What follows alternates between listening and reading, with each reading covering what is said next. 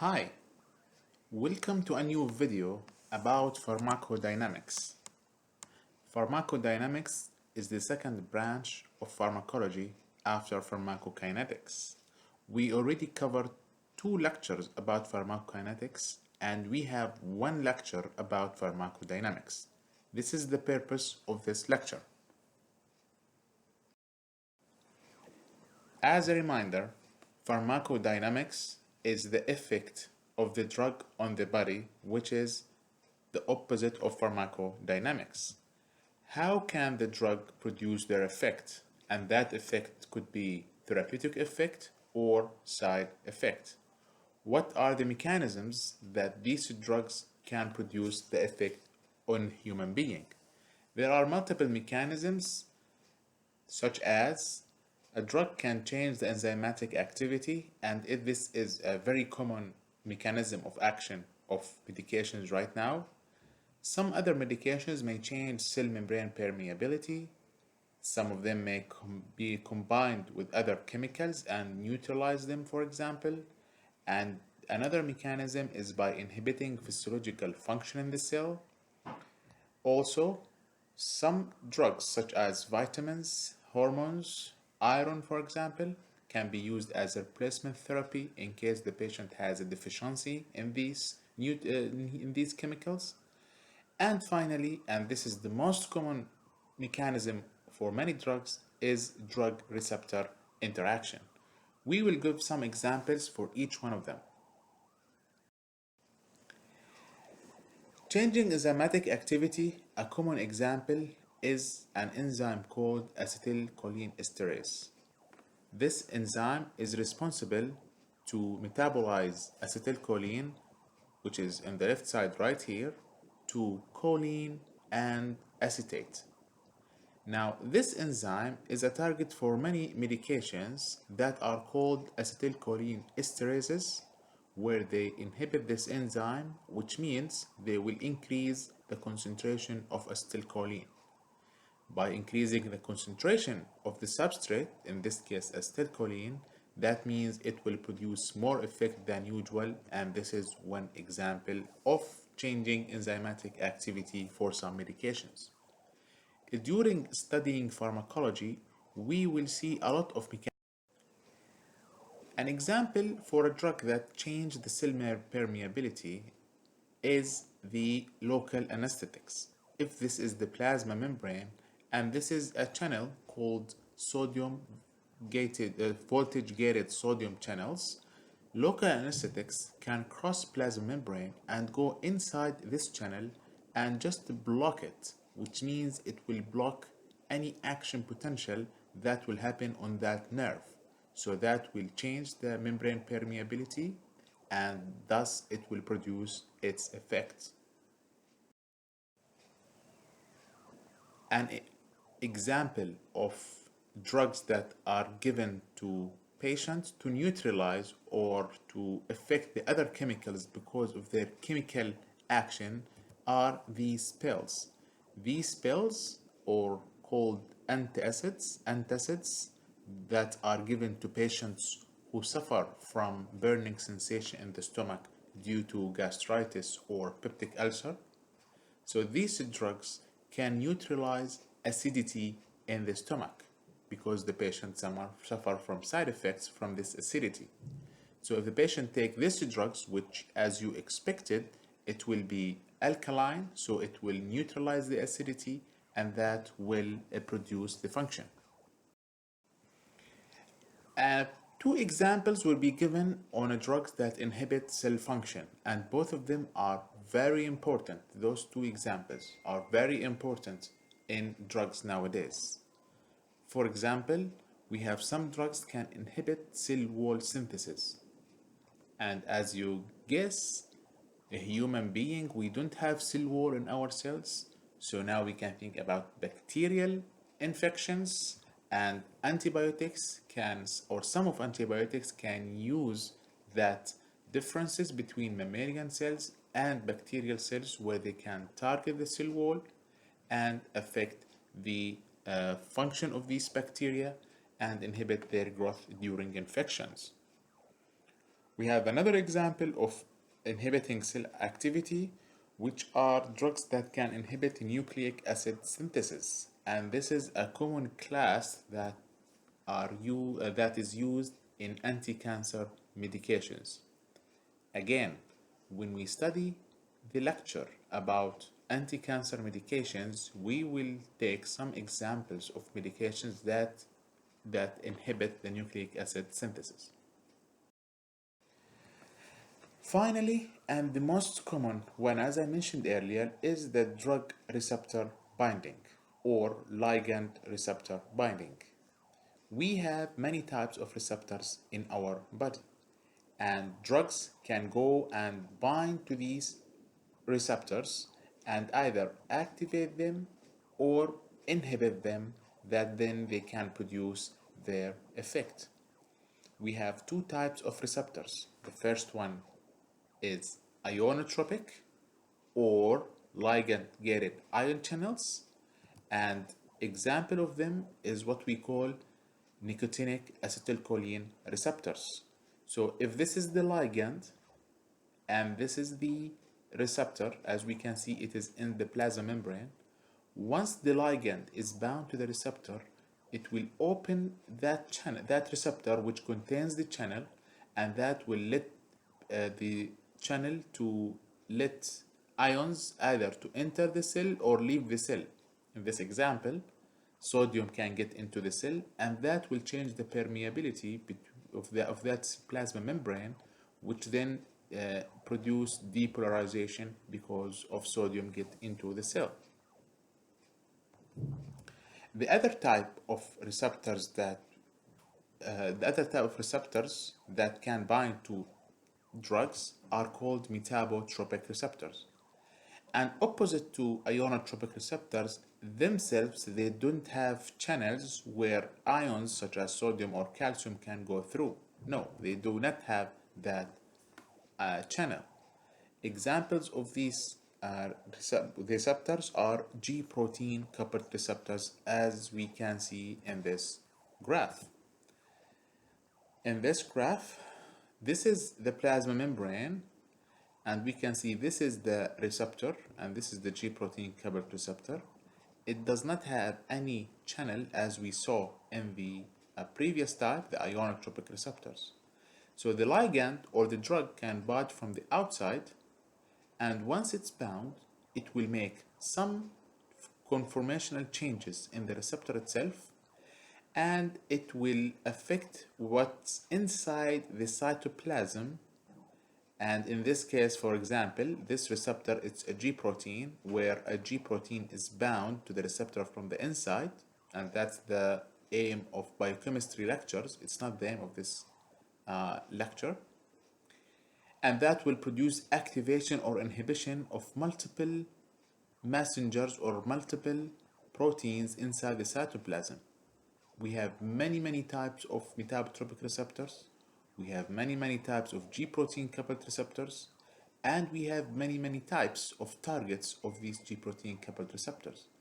It depends on the organ, it depends on the ligand, it depends on the subtype, as well as it depends on the tissue. So the second messengers or third messengers, they may target other parts of the cell, and they may lead to opening of a receptor or not. We will talk more about these receptors when we talk about introduction to CNS pharmacology. Let's move to the types of ligands or drugs.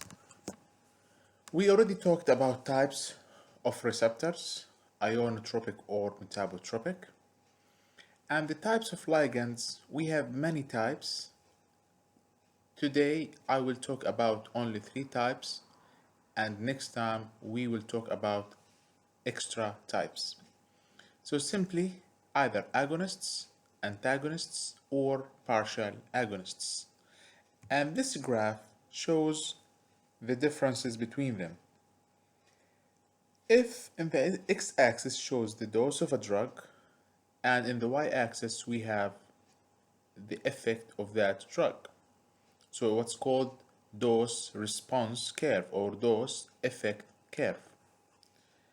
If a drug did not produce any effect such as shown here, so that is antagonist. You can see as we increase the dose, the effect did not change. So that is an antagonist.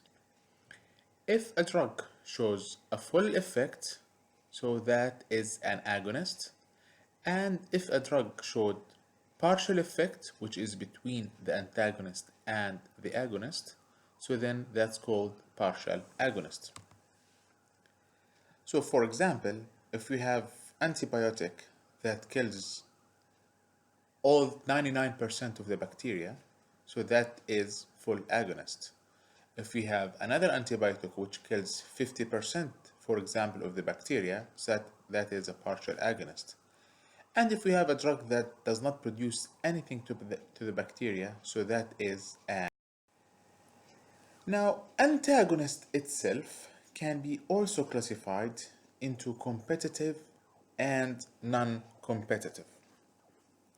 And again, this graph shows the differences between them. If this graph shows the x-axis shows the concentration of the drug, which is the full agonist, and the y-axis shows the effect of the drug, shown here as a Vmax.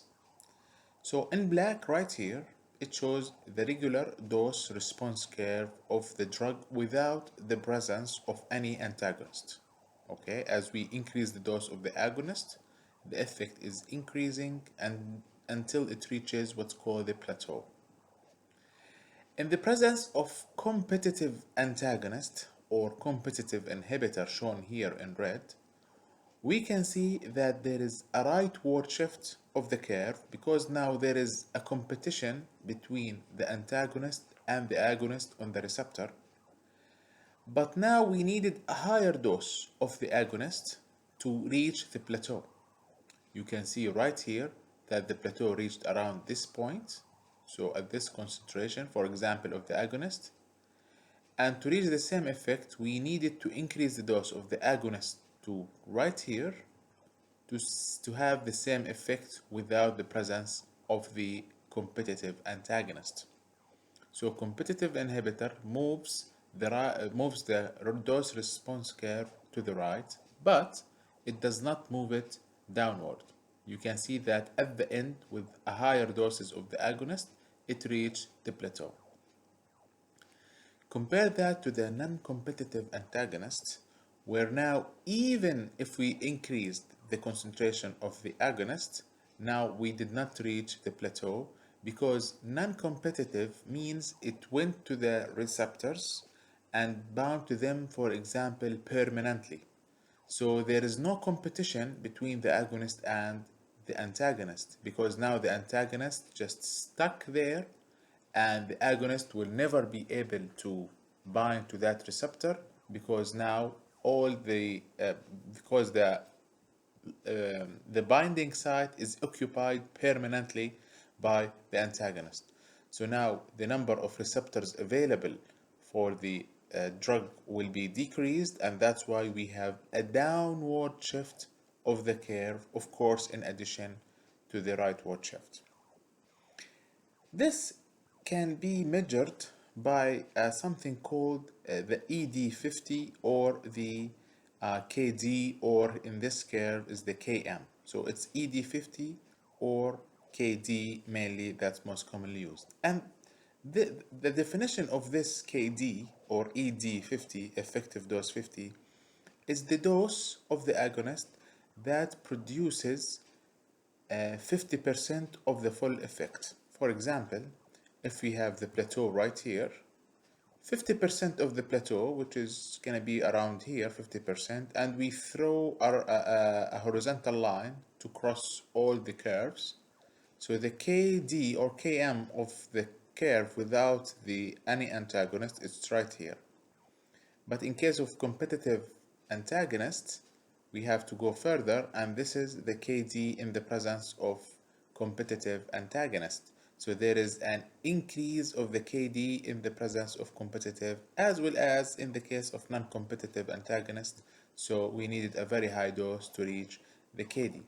So antagonists in general, they increase the KD of the drug.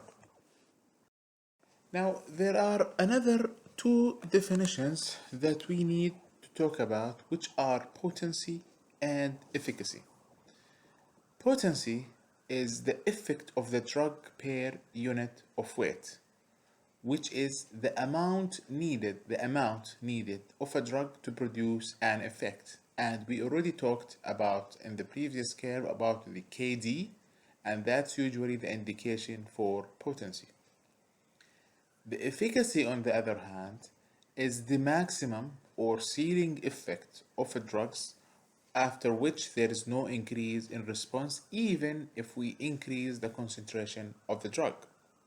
So potency deals with the dose, with the amount of the drug needed to produce an effect, and the efficacy talking about the effect itself and how much it can reach the effect on patients. I will give a couple of examples before we go to the graphs.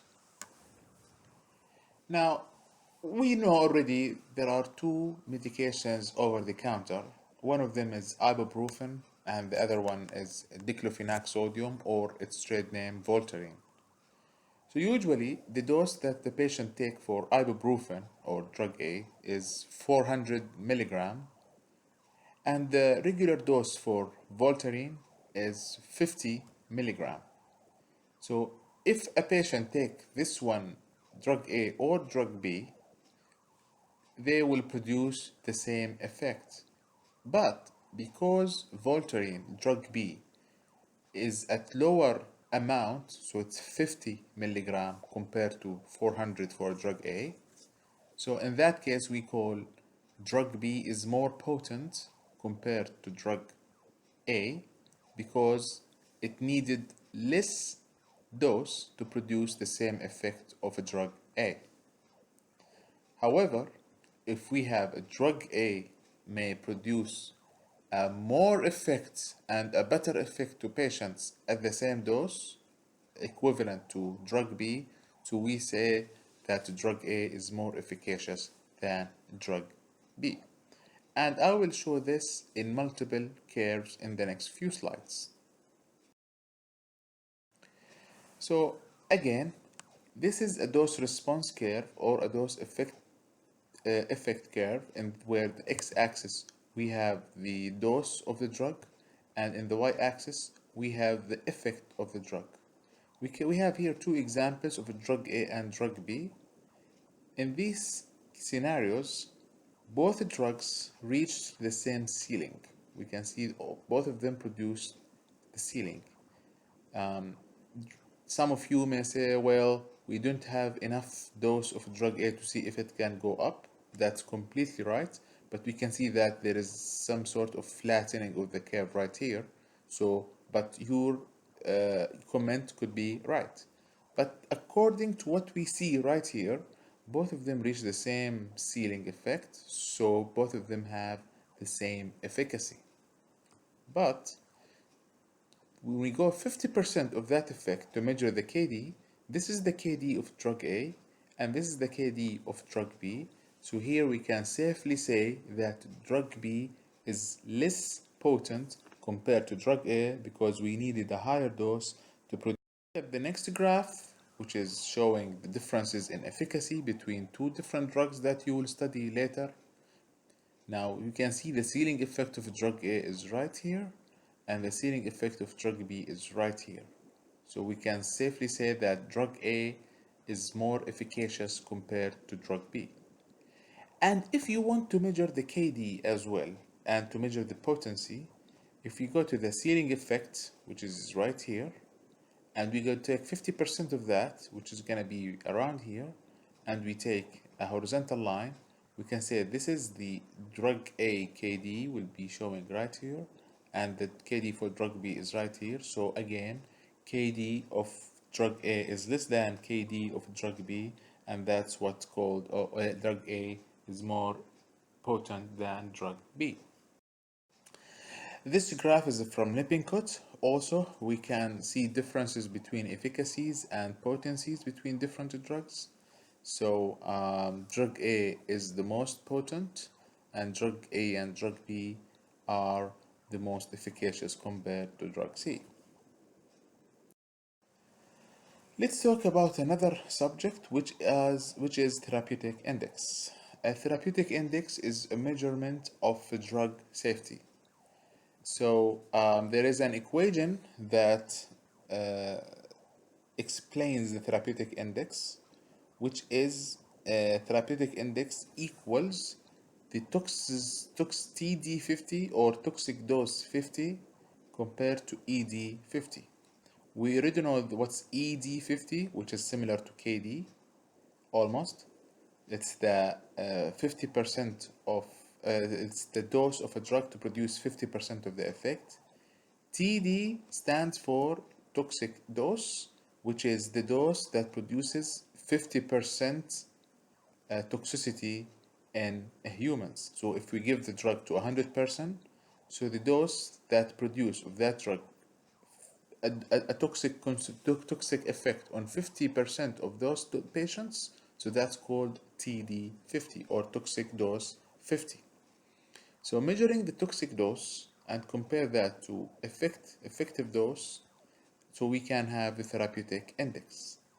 The higher the therapeutic index, which means a higher dose to produce toxicity or a low dose to produce effectiveness to treat the patient, so that's good for the drug. A lower therapeutic index means the gap between the TD50 and the ED50 is small, and that's what we call narrow therapeutic index, and that is not favorable for medications in humans. So this graph can show how the drug can behave.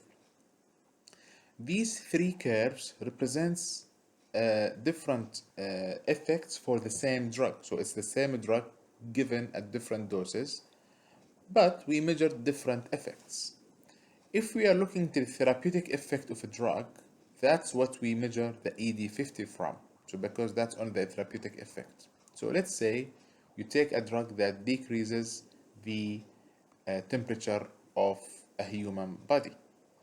Paracetamol, for example, or acetaminophen. So as you increase the dose, now the effect start to appear in the patient, and that may decrease the temperature of the human being, and now it would reach the ceiling where full action of the drug. And that's good. So that's how we measure ED50, taking 50% of that, and then that's ED50. So this is the ED50 of the drug. However, if we increase the dose of the drug right here, maybe the effect will not increase because now we reach the ceiling. But now, as we increase the dose of a drug, now some toxic side effects may appear. For example, the patient may start to suffer from nausea and vomiting, or the patient may start to suffer from constipation, or the patient may lose his consciousness, for example. So as we increase the dose, now the effect of these toxic doses will increase, and it may reach to a very high effect on as we increase the dose. And from that curve, we can measure the TD50 or toxic dose 50. If we increase the dose even further and further, now there is what's called lethality of the drug or lethal dose. So as we increase the dose, it's not only toxic, but the patient may suffer from higher risk of death due to higher toxicity, and now maybe the patient may suffer from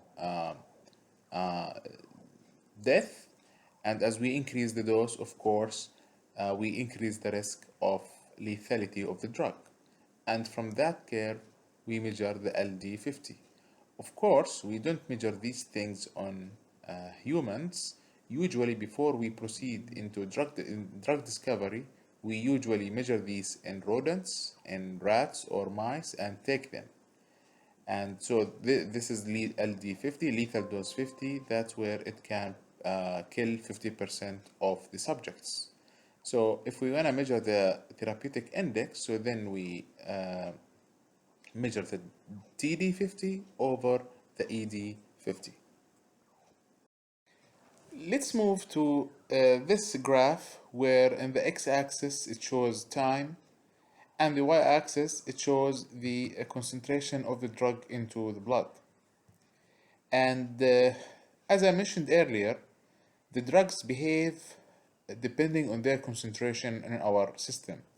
So the therapeutic range or therapeutic concentration is the concentration where the patient start to feel the therapeutic effect of the drug with little side effects. Now, if the concentration in the blood exceeded the top line right here, so then the patient start to feel toxicity. And if the concentration in the patient's blood will be below this bottom line here, so there's a therapeutic failure or the patient will not feel any therapeutic effect of the drug.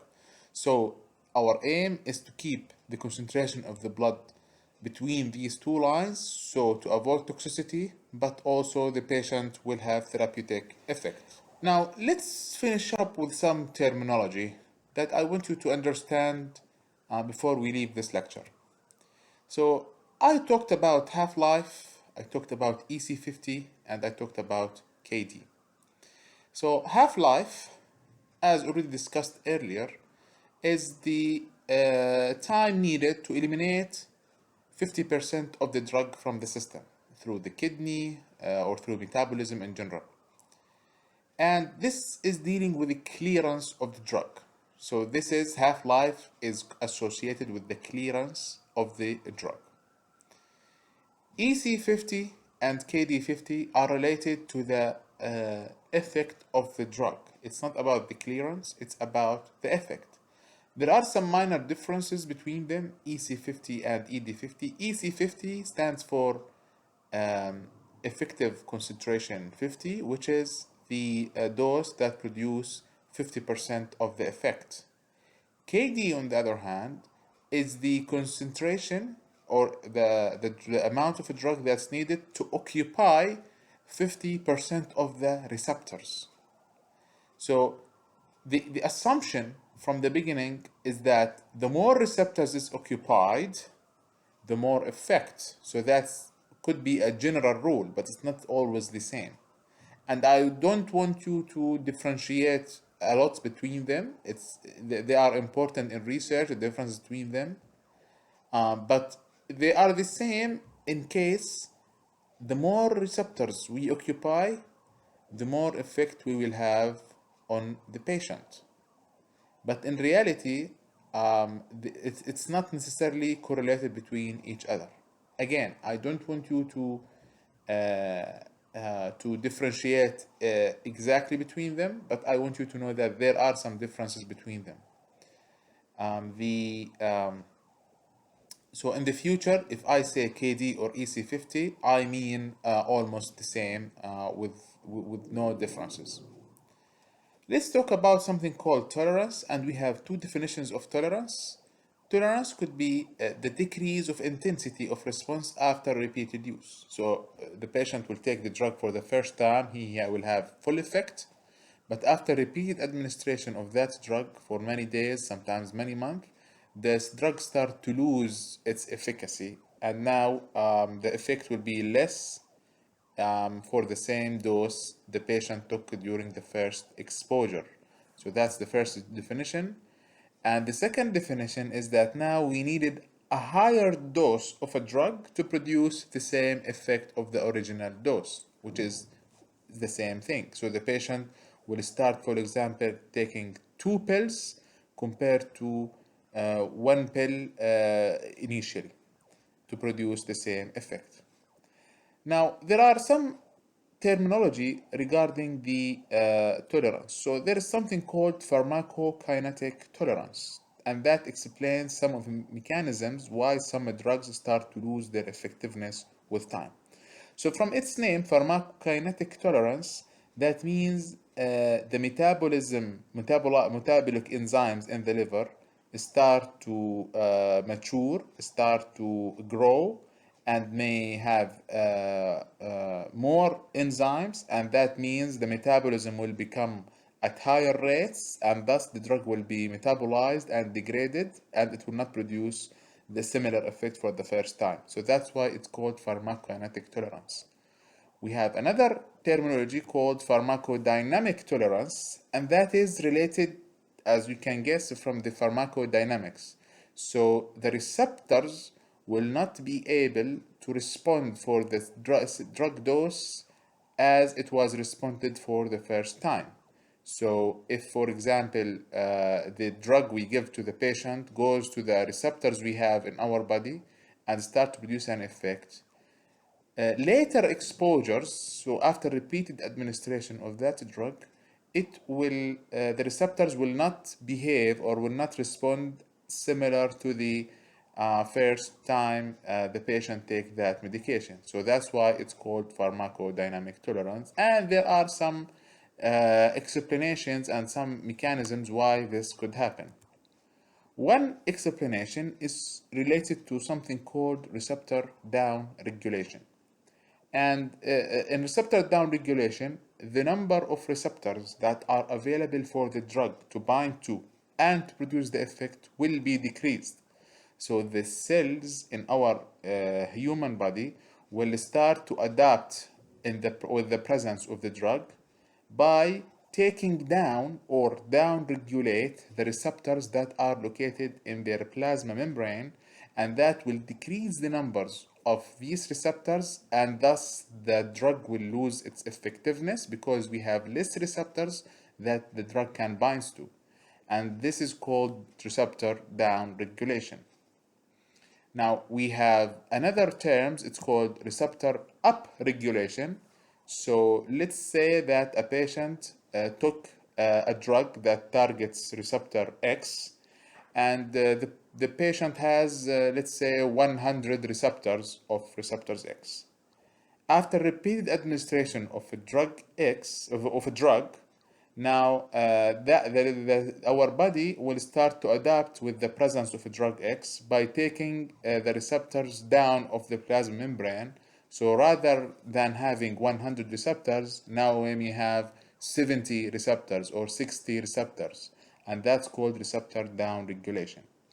Now, if the patient stopped taking that drug, and now the system, our body, will start to feel there is a shortage of activation of the receptors. So now the cells will start to resynthesize the receptor again and put them back into the plasma membrane, and that's called receptor upregulation. Onset of action, I may mention that during my presentations. And onset of action is the time needed for the drug to start producing its effect. It's the time needed from the intake of the drug until it starts to produce its effect. And that could be also related to the route of administration. So some routes have faster onset of action compared to other routes. For example, oral has less onset of action, prolonged onset of action, compared to, for example, intramuscular or intravenous route of administration.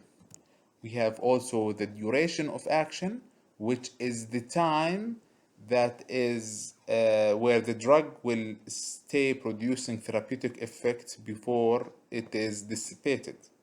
And that's definitely associated with its concentration in our body. So if we maintain in a specific concentration, that where it will produce therapeutic effect. If the concentration decreased beyond some point, and that's the duration of action of that drug will end.